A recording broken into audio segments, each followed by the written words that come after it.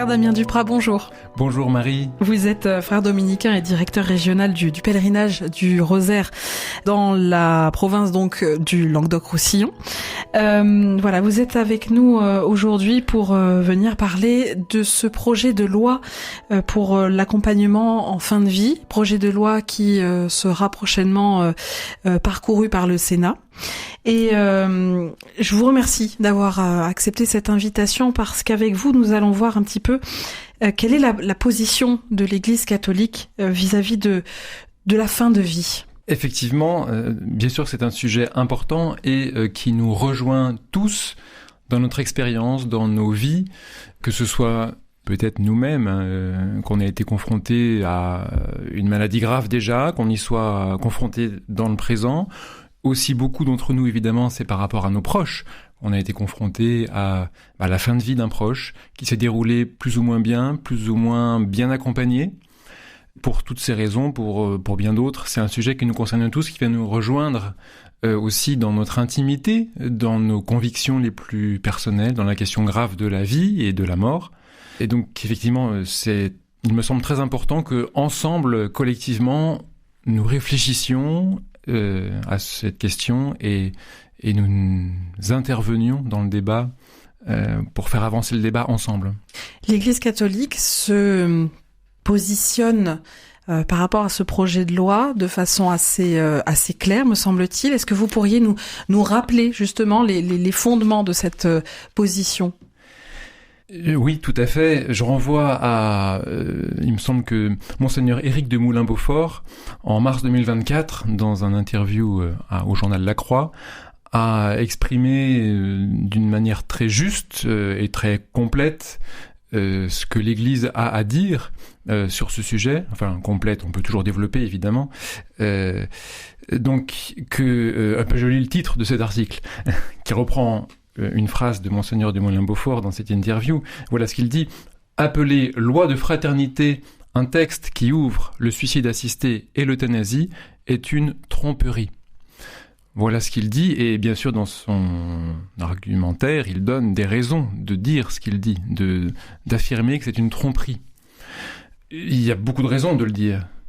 Par exemple, pour commencer, l'idée sous-jacente qui est cette autonomie qui consisterait à choisir sa mort, choisir le moment de sa mort. Parce que c'est une expression qu'on donne souvent pour défendre, pour revendiquer un droit à l'aide à mourir. Si on réfléchit bien, on ne peut pas choisir vraiment le moment de sa mort. On peut l'anticiper, ça effectivement. Mais personne ne peut choisir de mourir dans 200 ans. C'est absurde. Vous voyez, c'est un premier petit indice que le langage peut être trompeur et porter à l'illusion.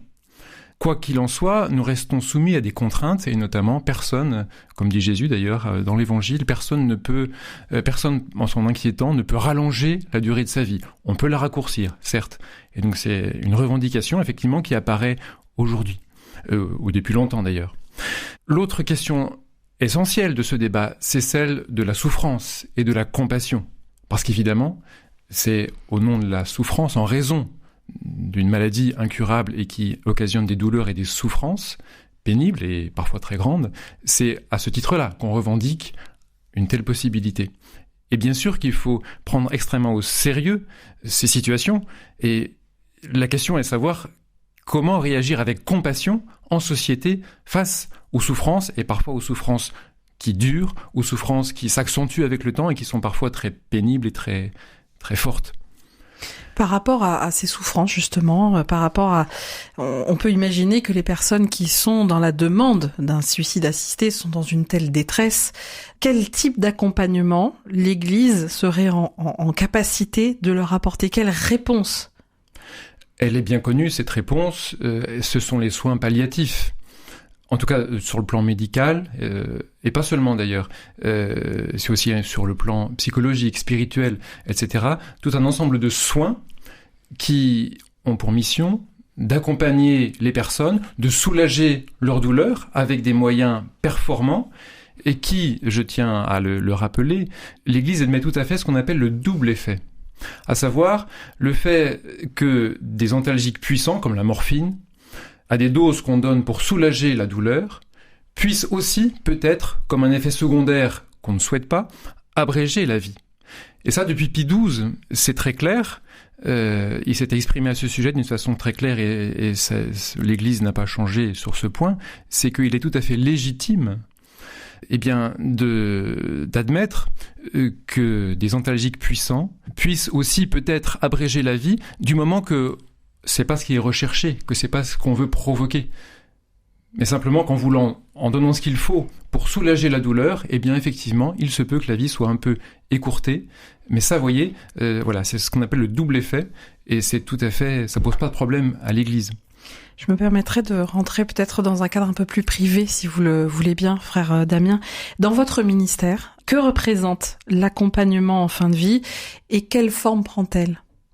Dans le cadre du pèlerinage du Rosaire, nous emmenons chaque année des pèlerins malades au Rosaire, des pèlerins atteints de maladies graves. J'en ai connu certains qui sont décédés depuis que je suis en fonction, depuis quelques années. J'ai eu l'occasion de les accompagner parfois dans leurs derniers jours. Et alors l'expérience aussi, donc de voir le dévouement des équipes, notamment dans le pèlerinage, les équipes de médecins, de soignants, d'hospitaliers, d'hospitalières, auprès des malades, avec toujours la logique de soulager, d'accompagner. Et c'est quelque chose qui est inverse de la logique qui consisterait à répondre à une demande de mort en administrant la mort. C'est-à-dire soutenir la vie, finalement, jusqu'à son dernier souffle. Absolument, absolument. Soutenir la vie, accompagner la vie.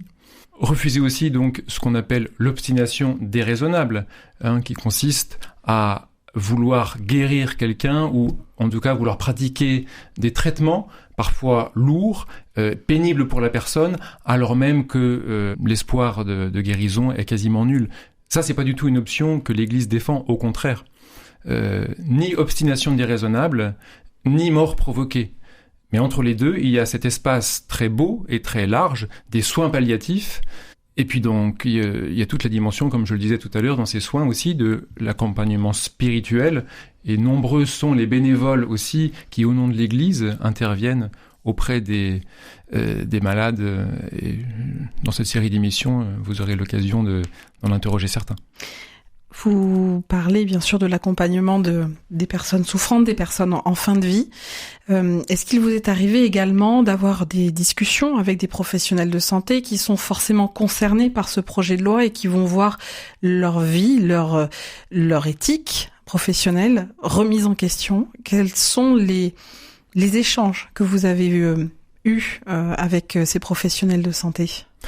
J'ai eu la chance de m'entretenir plusieurs fois avec le docteur Claire Fourcade, qui travaille à l'hôpital à Narbonne, qui habite dans la région, et qui est bien connue sur ce débat au niveau national, donc qui a été présidente de la Société française d'accompagnement et de soins palliatifs. Et on sait, c'est pas dur de savoir quelle est, elle, sa position, et non seulement la sienne, mais elle se fait le porte-parole de très nombreux soignants. Et une des choses qu'elle dit, c'est que ce qu'elle constate, c'est que plus les soignants avec qui elle s'entretient, plus ils sont concernés dans leur pratique par la fin de vie, moins ils sont nombreux à être favorables à la possibilité de l'euthanasie. Tous ceux pour qui c'est une question concrète et un engagement professionnel, ils sont beaucoup moins favorables au fond à cette possibilité et encore plus, à l'idée de la pratiquer. Ils sont très nombreux à dire que c'est contraire à leur logique, à ce qui les motive jour après jour pour accompagner les personnes en fin de vie. Alors ce projet de loi présenté par le gouvernement Bayrou a évolué depuis qu'il a été question de travailler sur la fin de vie. Actuellement, donc il y a 2 textes qui sont proposés. Le premier, il va renforcer les soins palliatifs et le second concerne donc ce droit à l'aide à mourir. On ne parle plus d'euthanasie, on parle de suicide assisté. Comment vous-même vous appréhendez cette évolution législative qui, on va dire, est en cours de lecture? Dans ce texte, on parle surtout d'aide à mourir, qui peut désigner, selon la manière dont ça se passe, euthanasie ou suicide assisté. Autrement dit, tout dépend de qui fait le geste ultime. La personne elle-même, suicide assisté, ou un tiers. Oui, c'est priorité euthanasie. au suicide assisté. Oui. Oui, c'est ça. Il me semble oui, bien. Oui, tout à fait. Mais donc le terme vraiment employé, c'est aide à mourir.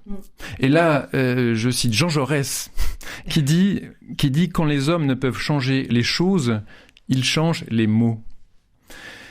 Parce que en voulant évacuer, notamment le mot euthanasie, on veut atténuer la réalité de la chose. Monsieur Olivier Falorni, qui présente cette proposition de loi, s'est exprimé là-dessus, en disant que pour lui, le mot euthanasie, il a une histoire tragique du fait de ce qui a été pratiqué sous l'Allemagne nazie, donc des euthanasies. Et il dit qu'à cause de ça, eh bien, c'est légitime d'évacuer ce mot, et donc de le remplacer par un autre, en l'occurrence, aide à mourir. Simplement, en faisant comme ça, on risque de perdre de vue la réalité de l'acte, du geste. Parce que pour moi, c'est important de considérer de près cette relation qui s'instaure, qui a lieu, entre un patient qui réclame l'aide à mourir, comme on dit, et un soignant, un médecin ou un infirmier, qui pratique, qui répond à cette demande en réalisant ce qui est demandé. On parle beaucoup de la dignité des patients, et il faut en parler. Il me semble qu'on devrait aussi regarder de plus près la dignité du soignant, la dignité de la personne qui est appelée, à qui on demande de faire ce geste, et à qui demain peut-être la société va demander de faire ce geste. On pourra parler de l'objection de conscience aussi, mais vous voyez, de répondre à la demande de mort en administrant la mort, il faut vraiment se poser la question si c'est une bonne chose. Et le fait que les deux soient d'accord, est-ce que ça suffit à rendre la chose bonne et légitime ? Je ne crois pas. La question se pose, oui. On est tous d'accord pour dire que le consentement mutuel ne suffit pas à légitimer tout et n'importe quoi. Prenons un exemple, si le même patient demandait que le médecin lui inflige des coups et blessures, supposez cela, évidemment qu'on trouve ça choquant et on trouverait normal que le médecin dise non. Quand bien même le patient le réclamerait, à supposer cela. Et si jamais un médecin avait l'idée de satisfaire à la demande du patient, c'est la loi qui lui dirait « mais non, ça en fait on vous le permet pas ». Et heureusement. Parce que la loi considère que c'est pas une bonne chose que le médecin réponde à une telle demande. Et aujourd'hui, c'est ce qu'on fait aussi pour la mort provoquée.